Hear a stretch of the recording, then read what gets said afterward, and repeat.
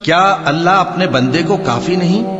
اور اے نبی، یہ تم کو ان لوگوں سے جو اللہ کے سوا ہیں یعنی غیر اللہ سے ڈراتے ہیں، اور جس کو اللہ گمراہ رہنے دے اسے کوئی ہدایت دینے والا نہیں، اور جس کو اللہ ہدایت دے اس کو کوئی گمراہ کرنے والا نہیں۔ کیا اللہ عزت والا بدلہ لینے والا نہیں ہے؟ اور اگر تم ان سے پوچھو کہ آسمانوں اور زمین کو کس نے پیدا کیا تو کہہ دیں گے کہ اللہ نے۔ کہو کہ بھلا دیکھو تو جن کو تم اللہ کے سوا پکارتے ہو، اگر اللہ مجھ کو کوئی تکلیف پہنچانی چاہے تو کیا وہ اس تکلیف کو دور کر سکتے ہیں؟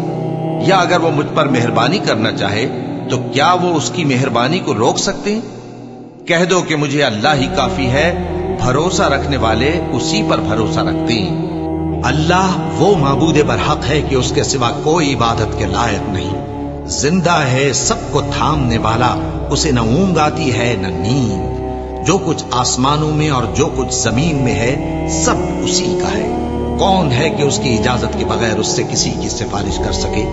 جو کچھ لوگوں کے روبرو ہو رہا ہے اور جو کچھ ان کے پیچھے ہو چکا ہے اسے سب معلوم ہے، اور لوگ اس کی معلومات میں سے کسی چیز پر دسترس حاصل نہیں کر سکتے۔ ہاں، جس قدر وہ چاہتا ہے اسی قدر معلوم کرا دیتا ہے۔ اس کی بادشاہی اور علم آسمان اور زمین سب پر حاوی ہے، اور اسے ان کی حفاظت کچھ بھی دشوار نہیں۔ وہ بڑا عالی رتبہ ہے، جلیل القدر ہے۔ دین اسلام میں کوئی زبردستی نہیں ہے، ہدایت صاف طور پر ظاہر اور گمراہی سے الگ ہو چکی ہے۔ تو جو شخص بتوں سے اعتقاد نہ رکھے اور اللہ پر ایمان لائے، اس نے ایسی مضبوط رسی ہاتھ میں پکڑ لی ہے جو کبھی ٹوٹنے والی نہیں، اور اللہ سب کچھ سنتا ہے، سب کچھ جانتا ہے۔ اور سن رکھو کہ اللہ کی یاد سے ہی دل آرام پاتے ہیں۔ جو لوگ ایمان لائے اور عمل نیک کیے ان کے لیے خوشحالی اور عمدہ ٹھکانہ ہے۔ جو شخص دنیا کی آسودگی کا خواہش مند ہو تو ہم اس میں سے جسے چاہتے ہیں اور جتنا چاہتے ہیں جلد دے دیتے ہیں، پھر اس کے لیے جہنم کو ٹھکانہ مقرر کر رکھا ہے، جس میں وہ نفرین سن کر اور درگاہ الہی سے راندہ ہو کر داخل ہوگا۔ اور جو شخص آخرت کا خواستگار ہو اور اس میں اتنی کوشش کرے جتنی اسے لائق ہے، اور وہ مومن بھی ہو، تو ایسے ہی لوگوں کی کوشش ٹھکانے لگتی ہے۔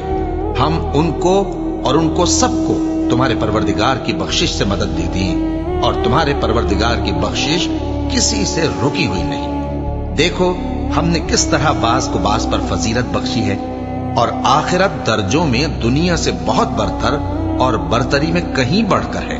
اور اللہ کے ساتھ کوئی اور معبود نہ بنانا کہ ملامتیں سن کر اور بے کس ہو کر بیٹھے رہ جاؤ گے، اور اس خدائے زندہ پر بھروسہ رکھو جو کبھی نہیں مرے گا، اور اس کی تعریف کے ساتھ تسبیح کرتے رہو، اور وہ اپنے بندوں کے گناہوں سے خبر رکھنے کو کافی ہے۔ بھلا کون بے قرار کی التجا قبول کرتا ہے جب وہ اس سے دعا کرتا ہے، اور کون اس کی تکلیف کو دور کرتا ہے، اور کون تم کو زمین میں اگلوں کا جانشین بناتا ہے؟ یہ سب کچھ اللہ کرتا ہے۔ تو کیا اللہ کے ساتھ کوئی اور معبود بھی ہے؟ ہرگز نہیں، مگر تم بہت کم غور کرتے ہو۔ اے پیغمبر، میری طرف سے لوگوں کو کہہ دو کہ اے میرے بندو، جنہوں نے اپنی جانوں پر زیادتی کی ہے، اللہ کی رحمت سے نا امید نہ ہونا۔